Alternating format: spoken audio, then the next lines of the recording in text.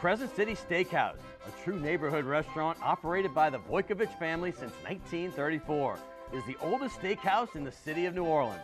Serving only hand-cut, prime-aged, corn-fed beef for over 80 years, Crescent City Steakhouse has become a dining destination for both die-hard locals and adventurous travelers who seek traditional, timeless New Orleans cuisine. Crescent City Steakhouse, 1001 North Broad, on the corner of St. Philip, in the heart of New Orleans. Well, here's the bottom line.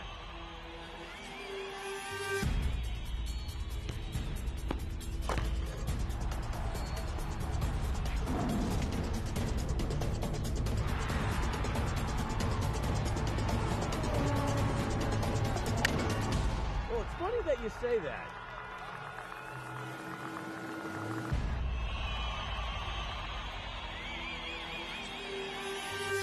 Let me tell you. Happy Carnival season, and welcome to the 100th episode of Primetime Sports. I truly want to thank all of you out there for making it possible. It's been a great ride for 2 years, and I'm hoping that that is just the beginning. We're just getting started over here, but I have a great show for you today. I know I say it a lot, but I have 4 great guests today. So instead of the normal way I do the monologue, talking about the week's events, I'm going to keep this part short and give these guests their time. And here's the thing. I'm going to talk about a few things. We all know what's going on with the New Orleans Pelicans. They were on fire. 7 out of 8 wins. A huge win on Friday over the Rockets, 115-113.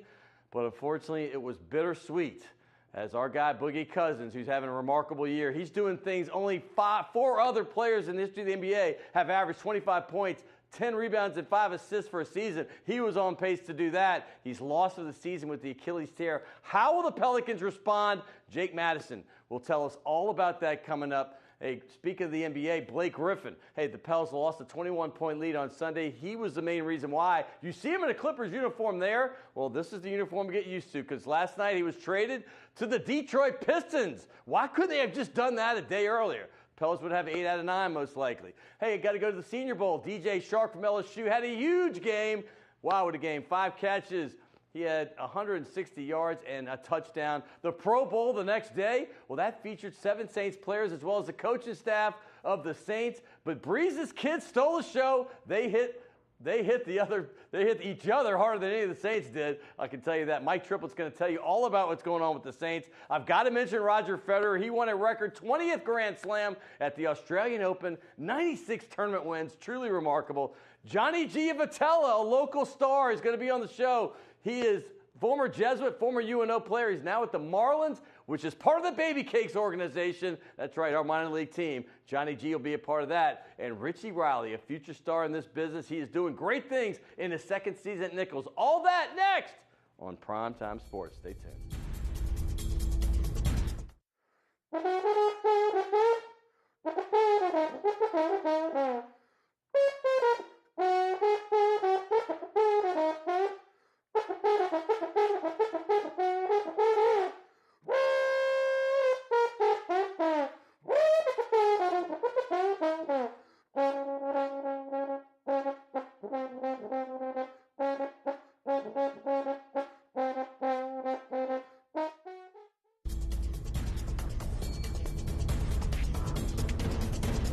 Welcome back to Primetime Sports, and as you know, the Super Bowl, the biggest game in football, well, that's coming up this weekend, and we are right in the middle of basketball season. The All-Star break's coming up. The conference is just heating up in colleges, but right now, guess what? In 2 days, it's going to be baseball. When you think February 1st, I just think one thing. Spring training, pitchers, catchers, they start getting over there. Well, this is what I brought to you today. One of the best players to ever come out of the city of New Orleans in baseball. We've heard of Will Clark at Jesuit, Rusty Staub at Jesuit, but decades later, there's a guy named Johnny Giavotella who's now entering his 10th year of Major League Baseball, at least playing in professional baseball. And you probably remember that great 2015 year with the Angels when he played with guys like Mike Trout and Luis Pujols and guys like that. Well, here he is right here for the first time on Primetime Sports. Hey, last year this time we had Mason Katz. He was about to go to spring training. Well, Johnny's about to hit it up with the Miami Marlins, and here he is. Welcome, brother. Scott, thanks for having me, man. It's so good to have you. Thank you. I got to ask you first thing off the bat. 10 years in professional baseball as a little kid, you know, going to grammar school here down at Hazel Park and then St. Matthews. Did you think this would ever be possible? It never really crossed my mind when I was that young. You know, all I wanted to do was be the best that I could be at whatever level I was at, and then it just kind of progressed. When I got to college, I kind of saw that light of playing professional baseball, and once it happened, I just wanted to kind of make it last for as long as I could. It's really been a blessing. You're as New Orleans can get. I mean, you played at Jesuit, a powerhouse in baseball. They've had some of the best teams in the city's history, actually, over the years. You also stayed in town and played for UNO, another school with great baseball history. Talk about you being a New Orleanian and growing up playing baseball here. New Orleans is my home, and I'm very proud to be from New Orleans. Wherever I go, you know, I'm always rooting the Saints on. I'm always eating gumbo and red beans and rice and trying to promote that New Orleans Spice culture. And I love being back here in the off season. I spend all my off season and winter back here with friends and family, and it's a place I call home, and I love it. All right, so I want to go back a little bit. When you get drafted, your second-round pick, so you leave UNO after 3 years. I mean, when you get picked in the second round, I mean, that's giant. I mean, you're a kid growing up here. I mean, that's big. I mean, I don't want to underestimate that. That is big. Baseball, they got a lot of players playing across the country. What were your thoughts? And talk about your time in that Royals organization, 6 years. So I got drafted in the second round, went to WLAE in Burlington, Iowa, and it was my first time playing professional baseball, obviously, and it was just an eye-opening experience. Just how little fans came to the game. You know, you're living in really rough apartments. You know, you're just kind of grinding it out in the minor leagues, and it's all to get to the show. You know, and it was worth it. It was a tough grind, but once you get there, it was all worth it. Well, it was magical a couple years back. You left the Royals back in 2014. Then you started up with the Angels. But that 15 season, you had a battle going on. They had a few second basemen in camp or at spring training. You won the battle. You got to play pretty much the entire season over there with the Angels. Talk about that experience being a full-time major leaguer. There's no like bus rides anymore. There's no little apartments that you just talked about. Now you're in the big leagues. Well, my first year in the big leagues was 2011, and from 2011 to 2014, I was kind of going up and down in the big leagues and AAA, and I was never able to last a full season from spring training to the big leagues, all at the big league level. So when I got traded over to the Angels, I made the big league team out of spring training, which was a really tough feat because I was kind of like third or fourth second baseman going into camp. They didn't really think I'd be able to make the team and beat all those guys out. Was the opening day second baseman, which was an unbelievable experience. And in 2014, I lasted from year to year in the big leagues, and it was a really big accomplishment for me. And next year I made the opening day roster too. So those opening day feats were really big, and something I'm really proud of. Yeah, that's what I want to talk about. You're getting introduced on opening day. I mean, that's got to be every kid's dream. It was unbelievable, man. The first opening day was in Seattle, and King Felix was pitching. Felix Hernandez, one of the best pitchers in baseball. Sure. And unbelievable atmosphere. Stands are sold out. Just electric, and it really was a dream come true. You had the opportunity not only to play with a couple guys I think are going to be Hall of Famers. I'm going to start with the younger one, Mike Trout. Yeah. I've seen a lot of video and pictures. I did a lot of my research. You seem to be high-fiving him quite a bit, doing a dance with him occasionally. What's he like, and what's it like playing with this young Mickey Mantle type player? It's unbelievable to play with him. Every day coming to the ballpark is a true joy to watch this kid play. He plays like it's his last game that he's ever going to play, day in and day out. And I compare him to playing major leagues like me going back to Lakeview and playing 9- and 10-year-old ball. I mean, the game is just easy for him. He's so big and strong, and he's like a man amongst boys out there. Is he definitely a Hall of Fame guy? He's the best talent I've ever seen play the game of baseball. just the speed. I mean, he's 6'2", 240 pounds, and he's the fastest guy on the field, you know, and he swings the same size bat as I do, and it makes it look like a toothpick in his hands. That's crazy. So it's really fun to watch him play. He plays the game the right way. He's an inspiration to young kids because, you know, he truly sets a good example of how to play the game. And that you also got to play with another guy. St. Louis Cardinals is when Luis Pujols had his best days. Albert Pujols. Albert. What am I thinking about? There's another Luis Pujols. I'm calling him. My bad, Albert.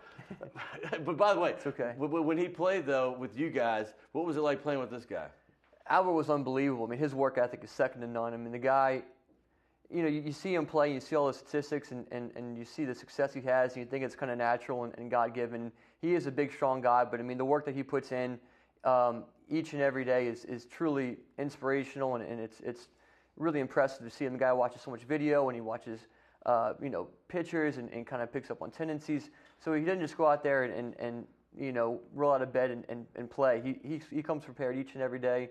And it was really cool to see. He's a big dude, isn't he? He's huge. He's huge, and I have pretty big hands, and I used to try to grip it, try to see what kind of grip strength he had, and he would just take me to my knees with how strong he was. I mean, it was ridiculous to see what kind of hand strength he had, and it translated on the field. I was at the 2005 World Series, so I apologize, Albert. I was there. It was a big World Series. Yeah. It was sweep. Hey, moving forward with you, this is a big time for you. I mean, you just turned 30 not 30 long years ago. Old, yeah, I'm getting old. You're getting old. Yeah, in baseball, I'm like a dinosaur, really. Are you really?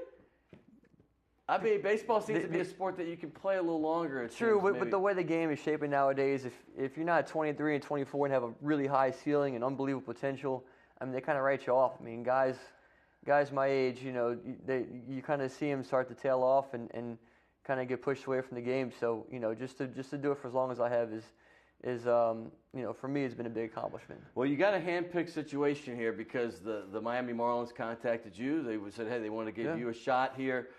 You're still young enough to be a player for a long time. Now, talk about this because they have a guy that's running that club now named Derek Jeter, who you grew up being your idol. Yeah. So talk about that experience and being next to him, and also talk about the first time you saw him on the baseball field. I want to hear that story. Okay. Well, first of all, the Marlins contacted me this offseason, and they had some interest bringing me on board. They're kind of rebuilding the whole organization over there. So I think it's going to be a good opportunity for me this year, first of all. Second of all, Derek Jeter is the owner. He was my idol growing up, someone who I really emulated playing the game. I always wore number 2 because of him. I just loved how he carried himself, loved the professionalism that he came to the ballpark with.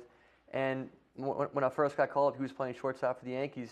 When we played against him, I hit a double, got on second base, and man, it was like standing next to Jesus. What do you say to him? I'm just curious. Do you even mutter anything, or what says that go? I was like, listen, Derek, I don't want to sound like a little kid or anything, but you're my favorite player growing up.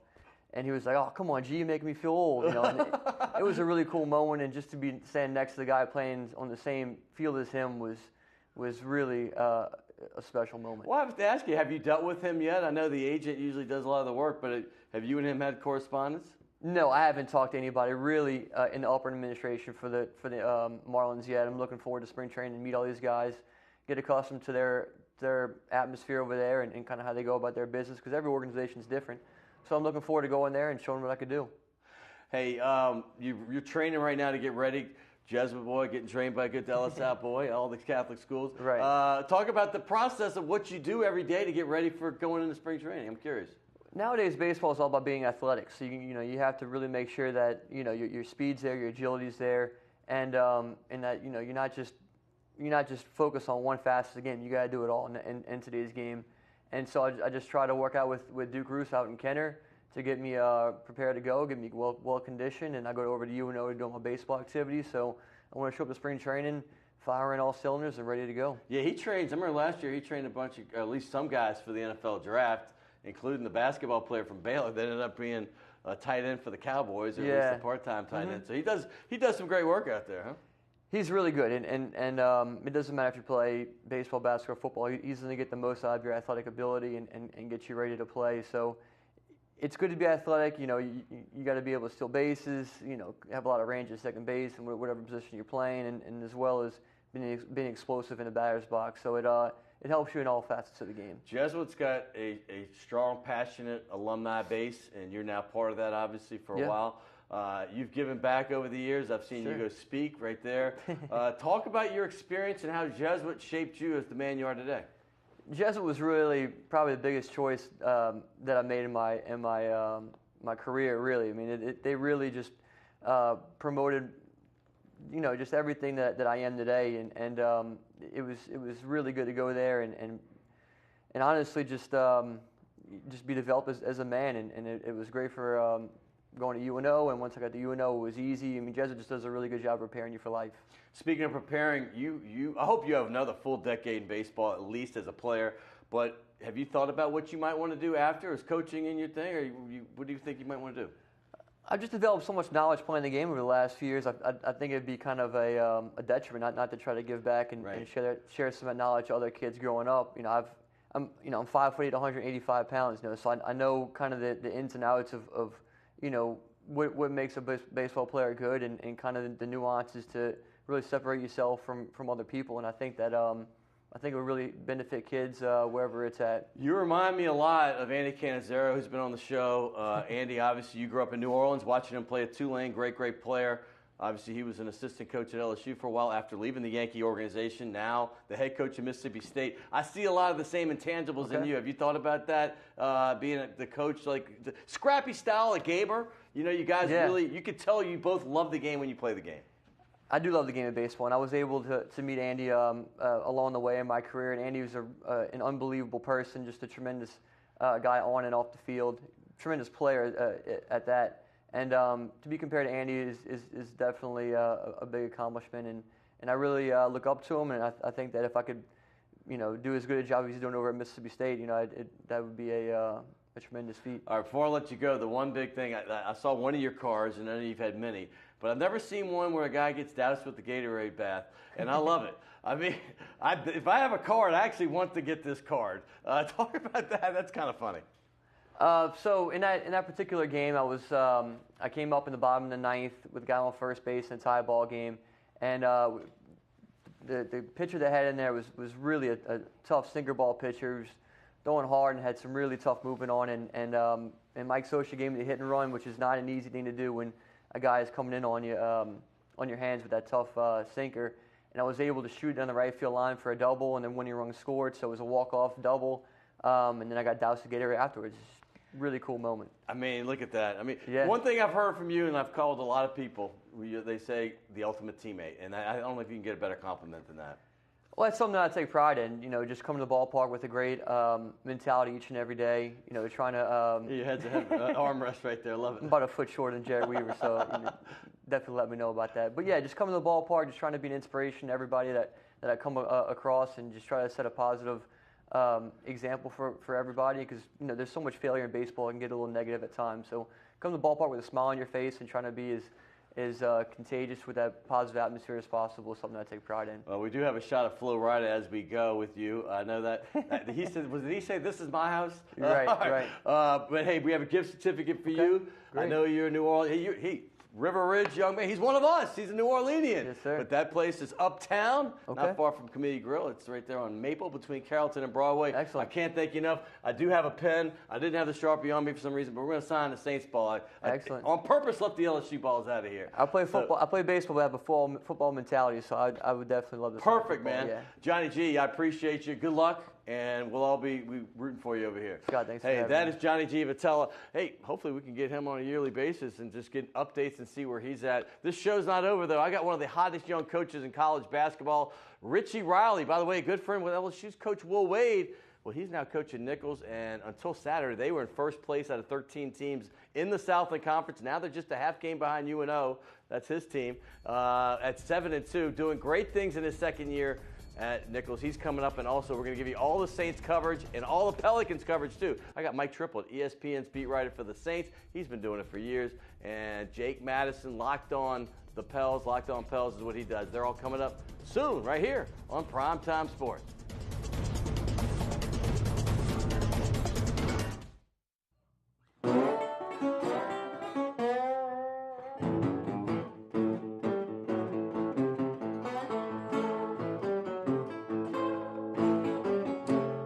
Trucking up to Muscle Show on a dirty dog bus. Won't need to tell nuts here to know what happened to us. Dreaming about a Cadillac, it's pimping green with leather seats. Something that's gonna tear up the round, rule these broken streets. I'm riding high.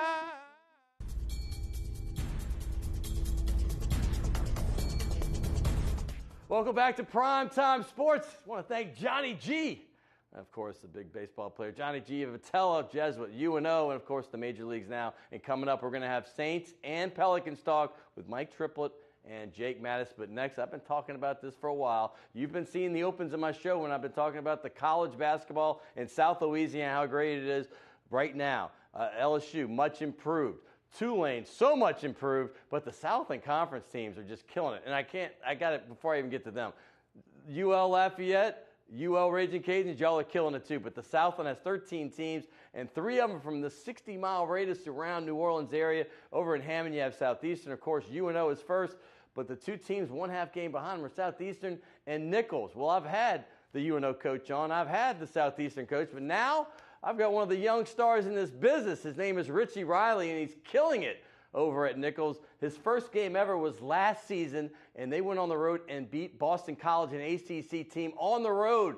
And this year they are 7-2 in conference, and they are playing some great basketball. And here he is, Richie Riley.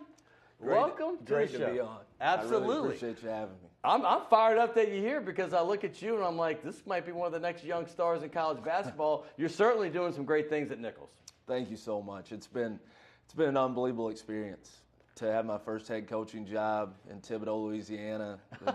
The great people in our community. And the funny thing I tell everybody is I hadn't spent a lot of time in Louisiana. So I'm sure. Yeah, so when we got down here, number one, the culture is so different. My wife and I are from Kentucky, and we got down here and we fell in love with it. We love the community.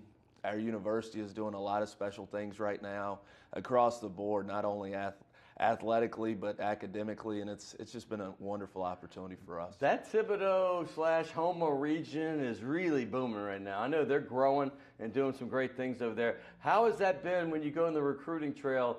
Do a lot of these guys outside the state, when you say Thibodaux, they're like, what? Do they know where it is? Yeah, it's funny. A lot of people ask about swampland.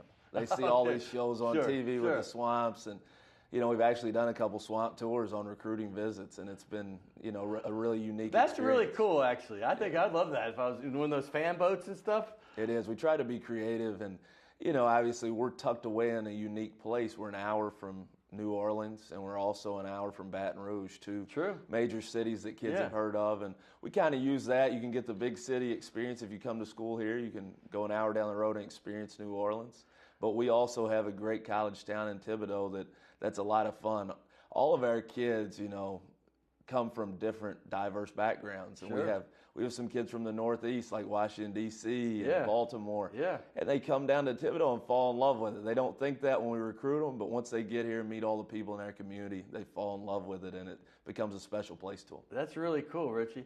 I got to ask you, Coach, it's kind of storybook for your first game ever. You came from Clemson, a great program. By the way, they're doing some great things, too. It must have been what you did before you left. But now you're the head coach for the first time at a D1 school, I'm imagining, correct? Yes. And your first game ever, you play an ACC team on the road, Boston College, in Boston, and you come out of that with a victory last season. What did that feel like?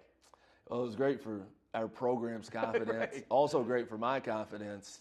My first game as a head coach, and it was kind of a neat deal because I had the scout at Clemson for Boston College for the last 2 years as an assistant. Yeah. So I was familiar with their team.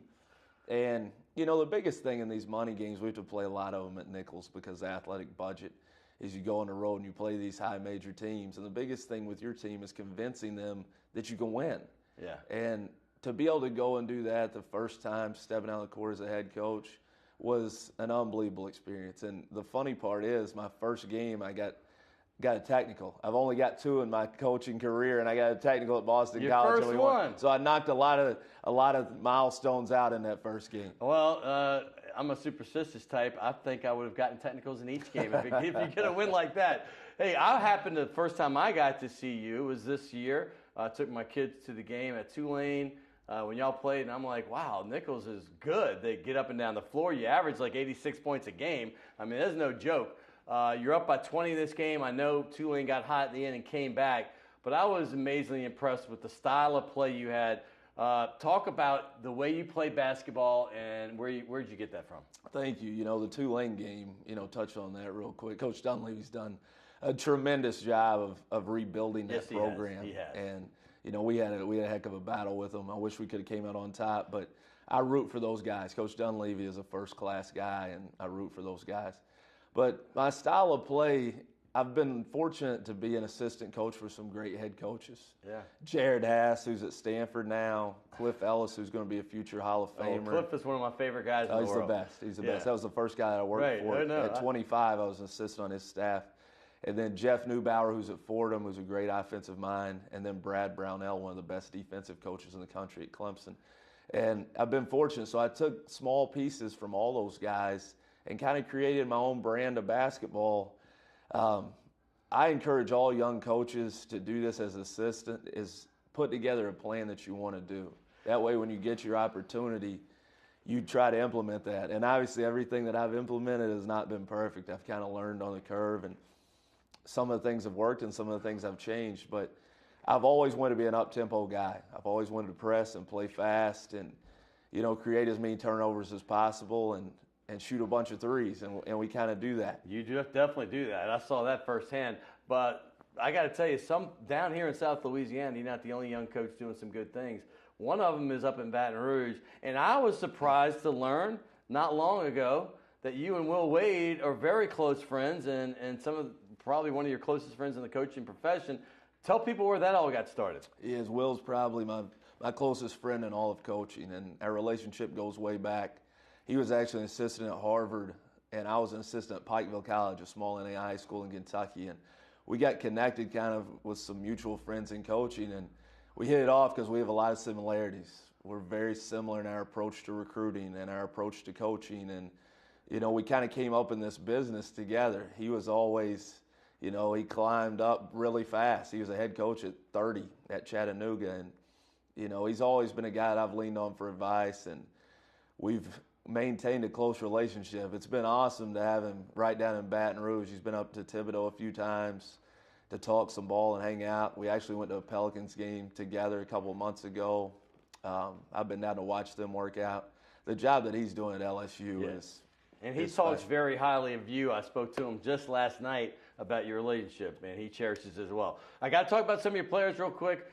You had some success with some of these transfers, and I got to start with a guy coming off the bench, but the leading scorer, 19 points a game. Roddy Peters played at Maryland, then he played at South Florida, and now he's found a home at Nichols, and he is one of the best players that you don't know about if you're from South Louisiana, just learning about Nichols basketball, because this guy can play. Yeah, he's one of the most talented guards in the country that you don't know about. You hit the nail on the head with that.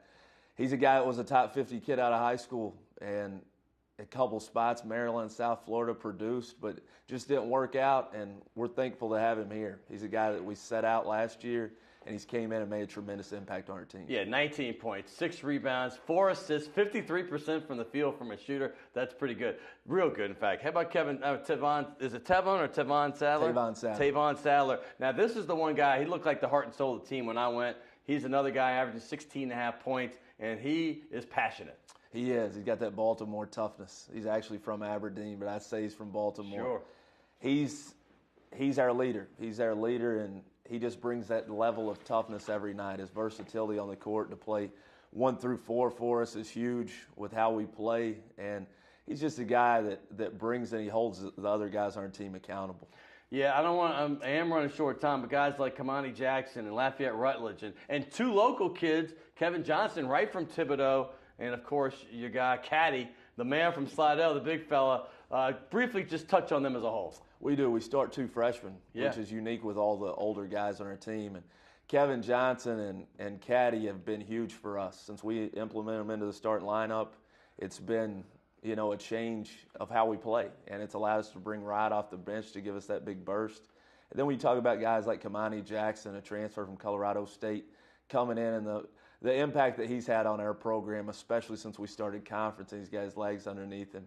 And then Lafayette Rutledge is a guy, he's arguably the best shooter in our league, and he's a guy that can really stretch defenses and gives us those other guys a chance to be successful with the way that he shoots the ball. Richie Riley doing great things down in Thibodeau. Hey, you get a chance to see them this week. I'm promoting it right now because I'll be there. 4:15, UNO. At the Lakefront Arena, Richie Riley, this is a game for first place right here. UNO is 8-2.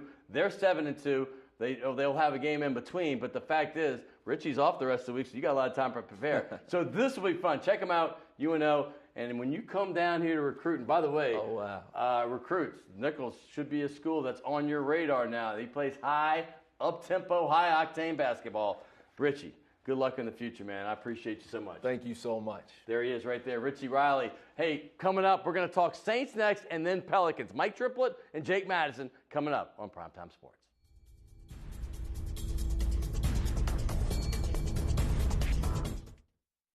The owners of the Delachey's Wine Bar on St. Charles Avenue have opened up their newest creation uptown on Maple Street called Chez Delachet, a new local wine bistro featuring a larger menu of small and large plates, a brighter atmosphere, and full table service. Additionally, patrons can enjoy a large patio out front as well as an extensive wine list offering selections from around the world. It's Chez Delachet, 7708 Maple Street between Carrollton and Broadway. Rock and roll will never die. It's old New Orleans, my oh my. Come on, baby, let's go rock and roll at the city lane. All night, let's roll, let's rock and roll. Baby, do the rock and roll. At the mid-city lanes, the home of rock and roll.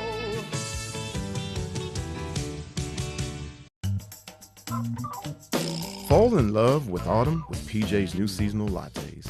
Our pumpkin latte brings you all the flavors of a pumpkin pie with hints of cinnamon and nutmeg, like your favorite holiday dessert in a cup. And our s'mores latte with flavors of toasted marshmallows, warm milk chocolate, and graham cracker cinnamon is sure to bring back campfire memories. The PJ's Fall Seasonal Lattes, available at your local PJ's only for a limited time.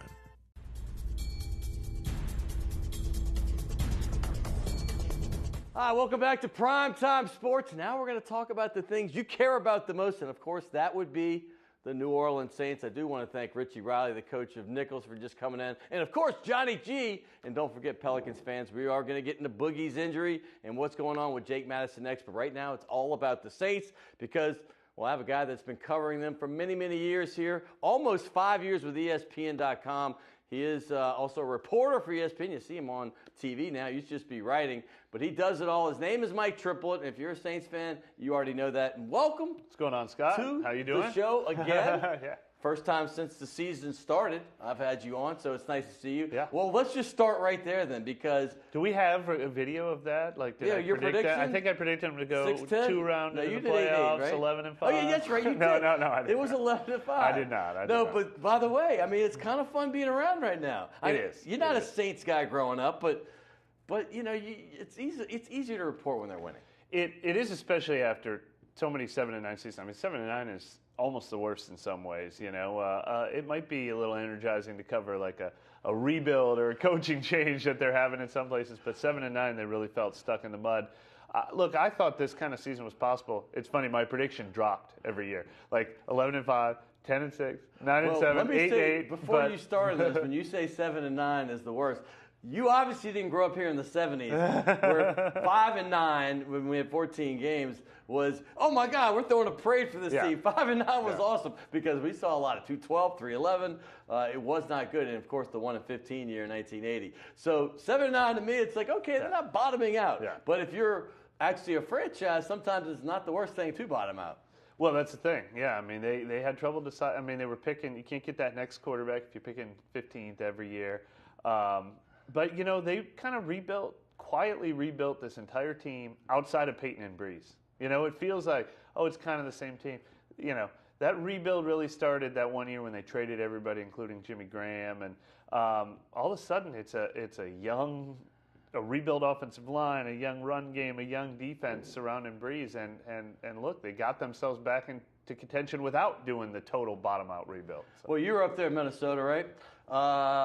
The feel that you got after the game, of course, was down. Yeah. But now that the Saints brass has regrouped, what is the feeling with guys like Peyton and Loomis and Breeze right now? Look, they got to be optimistic because this time of year, it's almost February 1st. The last several years, they've had a long to-do list. From that total rebuild I just talked about to last year, they had 4 or 5 musts on their list. They fired a lot of assistant coaches last year. They rebuilt the scouting department the year before that.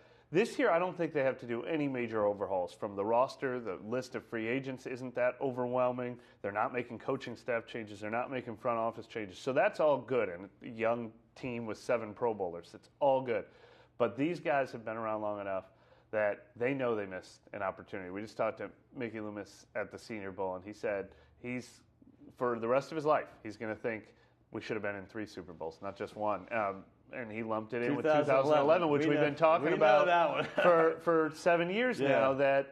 As ones that got away, they probably appreciate more than they did the first time they went to the Super Bowl. That you don't just get to keep coming back every year. You only get so many swings. All right, I have to ask you this question since I wasn't planning on it, but since you mentioned 2011, we all felt that the Giants at home in the Dome, if they had beaten San Francisco, that would have. We feel it would have been a win. They just blew them out early and it wasn't even close.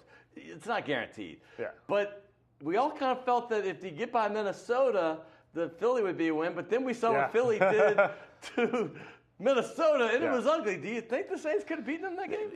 That game could have played out totally different than the Minnesota-Philadelphia. Minnesota could play Philadelphia again, and it could play out totally different. Sure, it kind of spiraled early, but Philly wasn't going to be the easy out that I think a lot of people thought. Obviously, they're in the Super Bowl right now. I mean, goodness. The 11 team, I think, would have won the Super Bowl. This team, they would have had to get past Philly and past New England. It would have been a little bit of a harder path, but they were close. They were really close. All right, you just mentioned you were at the Senior Bowl. I love that event. It's been going on, it seems like 100 years. It probably hasn't, but obviously it's been for many, many years. It's the same old stadium, what am I thinking? Oh. Pebble Stadium, what is it? LAD-Peebles, yeah. I didn't know what you were saying. I've been in it like 20 times, literally, as a TV guy and an agent. It's an old place. But you've been several years. What's your takeaway from this year's Senior Bowl? I don't spend a ton of time scouting the players on the field because that's not my expertise. It's so early in the process. But there was a lot more juice to this year's game because the quarterbacks that showed up. They're the good ones, Baker Mayfield and Josh Allen, who are both potential top 10 picks. And the rest of them, Luke Falk from Washington State's an interesting prospect, but that added some juice, and I was taken away with. I wrote a big feature story on Shaquem Griffin, what a great story, the guy from Central Florida. I loved it. I knew he was He's a great. Missing a hand. I knew he was a great story. Yeah, but his personality was one of the most infectious personalities I've come across in all the years I've been going. Did to the you watch the game though? Because Alex Flanagan was interviewing on the sideline, and he was. I've never seen this. He was supposed to be on the field for the punt team, but he was so cute about it. He put his helmet on. It was a rough week for sideline reports. Then we had Breeze getting reported at the Pro Bowl, and his kids are tackling each other out of the field. Speaking of that, but before I leave the Senior Bowl, did you notice anything, since we are down here in South Louisiana, about the LSU players? And I know DJ Shark went off in the game, but they had 4 or 5 guys there. Did you notice anything? Not necessarily. Yeah. I mean, look, those guys always they're the last team that needs a showcase. Sure. Every NFL scout in the league knows LSU backwards and forwards, and their pro day will look like a Senior Bowl because they have so many who's who NFL scouts and GMs there. Well, Breeze is not getting any younger. He's still playing at a high level, but there's got to be some time. There's an expiration. Was this a year? And I say it every year, and I've never agreed, honestly, till this year. Yeah. Because I've never had. But I was like, when I see Baker Mayfield, I know I've seen him go anywhere from 10 to 40. Yeah. And the Saints pick at 27. Let's just assume that he was there still. Yeah. Would the Saints even be tempted on taking him that high? Yeah, absolutely they would, but he won't be. So it's a moot point. They just don't have the ammo, I don't think, to get a quarterback this year. They have the 27th pick and then no second rounder. 3 or 4 years in a row now, they've been ready to take a quarterback if the grades match up. And last year, they darn near did. They were going to take Pat Mahomes if Lattimore wasn't there last year. And so they are in the mode now where they will take a quarterback. I'm glad Pat Mahomes was not there. Yeah. I'm just going to say right now, because Lattimore has changed the way now they would have taken Lattimore ahead of Mahomes. Okay. But it's funny because the team that picked 10th last year was Buffalo. They ended up taking a cornerback, Tre'Davious White.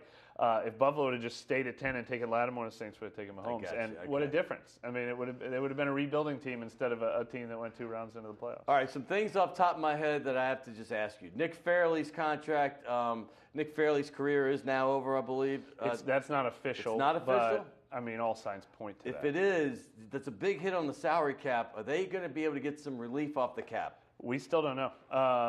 I don't know, and when we asked Mickey Loomis about it, he didn't give us any timetable or anything. They filed grievances, both sides, because the Saints want to get their signing bonus back, and Fairley wants to get all his guaranteed money that they haven't paid him yet.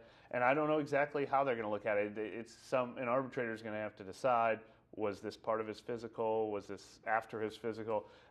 There's no way I can predict how that's going to turn out. But if they do, I mean, right now he's counting against their salary cap for $7 million. I have a feeling they'll get at least some relief, if not all of that. Yeah, and the Saints aren't in salary cap hell like they have been in recent years, so that does help. It's when I hear numbers like 30-something million, I'm like, when I first moved back, it was like -9, -10. So at least they're working with some surplus now.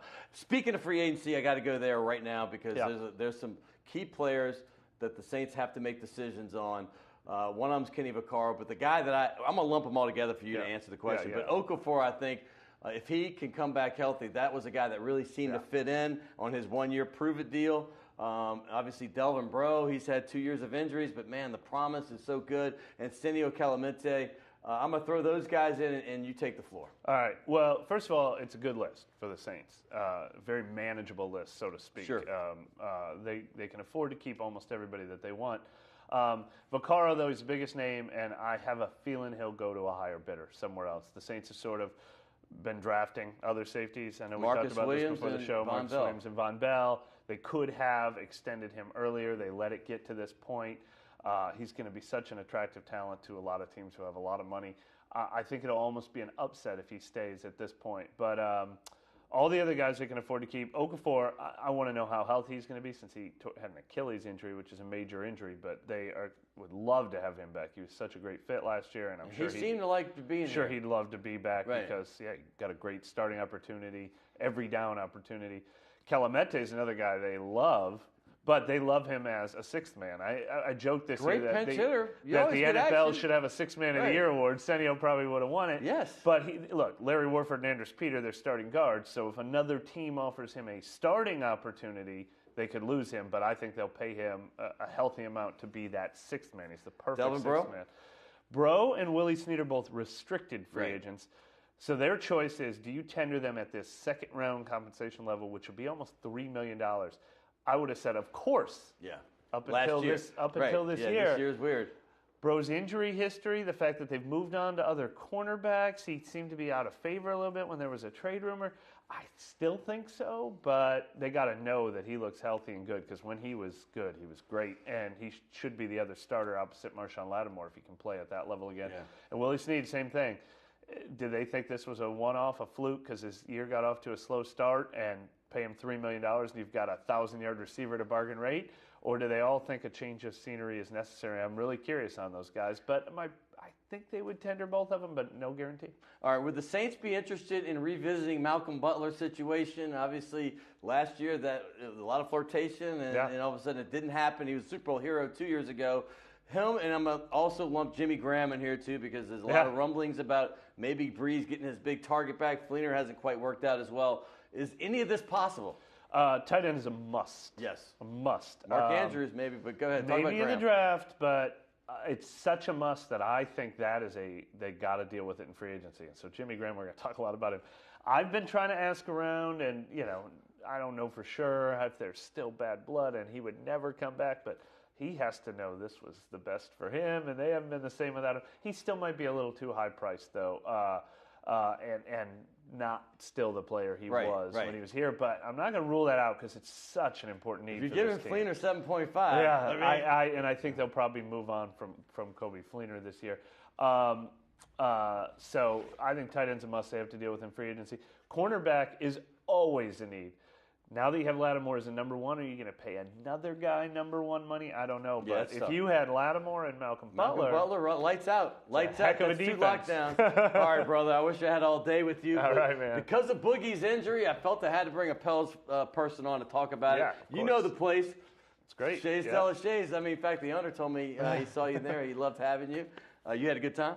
Absolutely. All right, I'd recommend it. Go back. All right, man. That is Mike Triplett. You see him on TV as a reporter, but you can read about him or read stuff he writes every single day. ESPN.com. Check it out. Just click the Saints button. It's right there. Hey, coming up next, I know you've been waiting for it. Basketball fans out there, we all had a collective oh no when we saw Boogie Cousins go down, and he is out for the year. We're going to have Jake Madison talk all about that. Kind of eerie. 39 years ago, almost to the week, Pistol Pete went down with a knee injury, and so did the Jazz, leaving town right after that. So hopefully nothing like that happens. But we're going to talk and see what Jake Madison has to say all about it right here on Primetime Sports.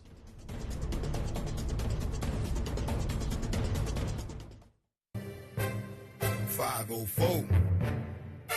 Welcome to New Orleans. Mr. Five-Star Hero. Welcome to New Orleans, the home of the Pelicans. Yeah, and I'ma show them who we better than the Pelicans. Pelicans, Pelicans, Pelicans, Pelicans, Pelicans, Pelicans, Pelicans. Welcome to New Orleans, home of the Pelicans. City of New Orleans, let's show them who we better than. We better than the Rockets. I'm betting out of pocket. Take them to the lane and you know I'm not stopping. The fans just watch me. Got me feeling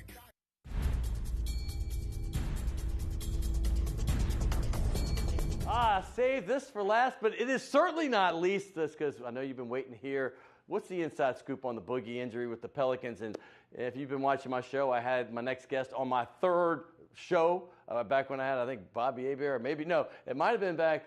We had some big guests on that one. I can't remember exactly who it was, but he's been on a lot. His name is Jake Madison. He is now on Locked On Pels, the podcast. Used to be with Bourbon Street Shots, and you see him everywhere. If you turn on the TV for sports, he's always on WWL, WDSU, Channel 6, Channel 4, all the rest of them as well. Here he is again on the show. Jake Madison, welcome to the show, my man. Thanks for having me on. Excited to be here. Well, he was a late addition, I have to tell you, because when the Boogie injury happened, I'm sitting there. I've been going to games again. Feel like I got my health back going. I didn't go Friday because I went to dinner. I got in the car, and I was trying not to hear anything because I taped the game. So the first thing I hear is the win. Then I turn the channel. Literally the first thing I hear is Boogie's injury. And I'm like, did I just go from being that high to that low, just like I'm sure the rest of the people in the arena were? It was a great experience in the Smoothie King Center on Friday night. Beating the Pelicans Rockets. Get their first 4-game win streak of the year and beat maybe the second best team in the NBA. And then everyone was brought right back down to earth with DeMarcus Cousins being out for the year as this team was turning a page, playing their best basketball. Couldn't have come as a worse time. And most people, like you said, have been feeling like someone was shot. But the team's got to keep marching forward. Head coach Alvin Gentry said it's kind of a next man up mentality on the march towards the playoffs, so they're going to keep on going on. Anybody in that 45 to older range, and they're a basketball fan in New Orleans, I immediately thought of one thing. This time of year, Pistol Pete, it happened with a knee, and they were on the way to the playoffs, having a great season. Not unlike what's going on right here in New Orleans. The Pelicans had just won 7 of 8. That team sank. The franchise was gone 2 years later. Please tell me we're not going to have a redo. No, that's been a question right now, and I've been getting a lot of questions about that. But no, the team is safely here. There is a succession plan in place with Tom Benson whenever he passes. No need to worry about the team leaving just yet. Look, they're going to try and re-sign DeMarcus Cousins. They're not trading Anthony Davis anytime soon. This team is committed to trying to get into the playoffs and build for the future in seasons after this. 27-22 now. They did lose. They were up 21, I believe, to the Clippers on Sunday. They faded, kind of like the Atlanta Hawks loss. You could just see they had no energy. The shots weren't falling in the second half. What's it going to be like the rest of the season, in your opinion? You know, it's going to be tough. You're trying to replace a guy who was averaging almost 26 points, 13 rebounds a game, a guy who's an all-star starter. It's not easy to kind of get that. You're going to need to get more production from Anthony Davis, just a little bit. Drew Holiday needs to step up as well. And luckily for the Pelicans, he's been playing some of the best basketball of his career. You need big games from Dante Cunningham and the rest of the team. It's going to be a team effort. No longer can this team rely on their 2 stars. Well, let me say this. The team had won 7 out of 8 games. They had it rolling. They were looking good. Boogie Cousins was averaging, you said the averages, but even the 13 rebounds, he's only the 5th player in the last 50 years to average 25 points, 10 rebounds, and 5 assists. I mean, that's amazing. What does it mean to lose him, and how do you go forward? I mean, I know you kind of mentioned it, but what's the next step to keep this team playoff bound? You know, they don't really have an answer to that just yet. And what's even more devastating for the Pelicans than the numbers that DeMarcus Cousins was putting up was he was trying hard. You saw him engaged in playing the best basketball of his life, of his career, where he was trying on defense. This team was starting to turn it around. You need to keep that same energy and effort for this team going forward, because this was a franchise that struggled this year with energy, getting up for big games, keeping things going, and that motivation in the second half. Yeah, that game against Chicago you see right there, that's the one. I was at the game. I actually was sitting right behind the Chicago bench, and the effort that you're talking about, I saw it big time in that game. Everybody was talking negatively about him, and I'm like, if they can channel what I just saw in the last 5 minutes of the game and all the overtime, both overtime periods, and then you saw it again, I believe, in the very next game. Do you think the team can keep that motivation? Yeah, they came out firing against the Clippers on Sunday. You saw energy and effort like you haven't seen all year, and that's exactly what this team needs. They've been lacking that at times. if they can keep playing at that level, they'll start to win games and they'll stay in playoff contention and won't fall out. You saw them build a 21-point lead against the Clippers despite DeMarcus Cousins and that injury. They have all the tools and all the players to do it. You're going to be looking towards the trade deadline coming up in about a week for maybe a small little tweak to add just some more overall depth to this roster. But don't forget, there are guys coming back from injury soon, so reinforcements are on the way. And I was just, we'll get to that in one second, but I was just as impressed, believe it or not, with the road win against Charlotte after the tough double overtime win against Chicago as I was with the Houston Rockets home win, because that's the game that usually the Pels, after the big win like Boston, they came back and lost to the Hawks. We know that. But the fact is they were starting to show me things they haven't shown me all season, quite frankly, in the last few years. Yeah, and even just from the beginning of the season to now, they were engaged on defense. They weren't taking an opponent lightly. This team has had, the propensity to play down to its level of competition. They took care of business against Charlotte. They didn't look past them towards the Houston Rockets to any other game. They wanted to go out, fight hard, get the victory, and get out of there, and they did so. You mentioned guys coming back from injury. Solomon Hill is obviously, everybody can talk about how the Pels defense has not looked good, and it hasn't. They are scoring, kind of like we thought when Alvin Gentry got here. They're getting that 110-plus points a game, but they're giving up the same amount. What does Solomon Hill mean for this team's defense? No, he's very much the key to it. Last year they employed a heavy switching scheme where he could cover positions 2 through 5. He's a guy that's just kind of this 5-tool guy that can get out there and add a lot of versatility to the defense, being able to guard almost anybody on the court. Without him, you can't run that same scheme, so you have to integrate new things on the fly. With him coming back, it unlocks this defense a little bit more. They're expecting he'll start doing some contact drills after the All-Star game, maybe looking to make his return around the beginning of March. Yeah, I've went to a practice. I've seen him run around, so he's actually moving around well. But yeah, contact's a whole different thing in the NBA, and that's a big deal. What about some of these other guys, like Tony Allen? I know he's on the the end of his career, but this was a defensive force you expected. He's been hurt, not playing many games. Omar Ashik, I mean, what's going on with that guy? What's going on with Cheikh Diallo? What's going on with the guy they got early second round, Frank Jackson? Tell me, please. We got a ton of news to go over. Omar Ashik played against the Clippers, played 7 minutes in the first half, and was hitting reverse layups, grabbing rebounds, and played really well. It was pretty fun in the Smoothie King Center. Whenever he did anything, just simply grabbing a rebound that came to him, nothing special. The crowd was going wild, so it was nice to see. We'll take what we can get. Well, it's important that he plays well for them right now. Anthony Davis is going to have to rest it at some point. You can't play him 48 minutes a game. And Will Chamberlain did back in the day. He never came out of a game all season. But you've got to get some quality minutes from your role players when Anthony Davis is on the bench. They got that on Sunday against the Clippers, so that was big. It remains to be seen if he's going to hit reverse layups every night, but there's a chance.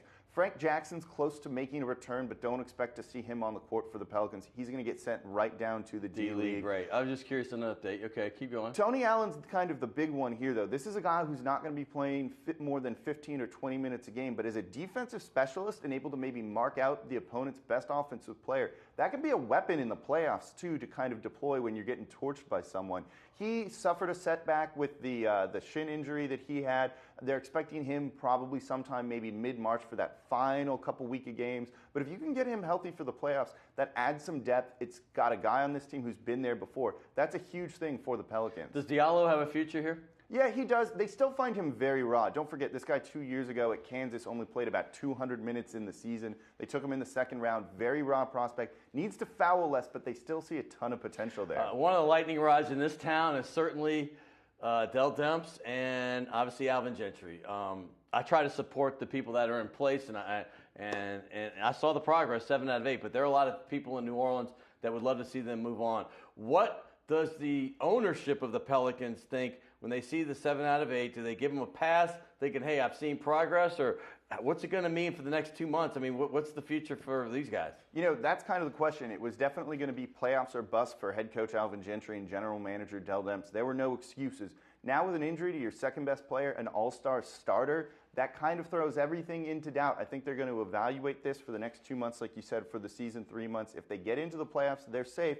If not, did they still make progress in this time without DeMarcus Cousins? All right. AD and DeMarcus are obviously so close. They're the best of friends. I mean, it's been fun seeing DeMarcus's other side. He can be surly at times, but what do you think he's thinking going into the offseason? Does this relationship maybe help his situation, possibly thinking about staying with the Pelicans? Yeah, I mean, it was very obvious he wants to re-sign here and stay here. The Pelicans wanted to offer him a 5-year max deal on the opening night of free agency. I assume they'll still give him a near max, maybe not quite at the same extent. You will maybe need to kind of negotiate with him a little bit. Big men coming back from these injuries usually suffer a drop in about 8 to 10% of their production. That's a lot, but the Pels want him here. They have no other way to really add big-name talent, star players to keep Anthony Davis happy. And like you said, they're having so much fun on the court right now. When you have AD and you're putting up the numbers that DeMarcus was putting up, maybe 8 to 10% less is not so bad. It's not the worst thing. Elton Brand's career after his Achilles went down, and Elton Brand, I don't think, has the talent of Boogie Cousins, but he was still a great NBA player. People forget how good he was before the injury. Let's hope, because we know the rate coming back. Jake Madison, I cannot thank you enough. You are truly the man. Locked on Pels.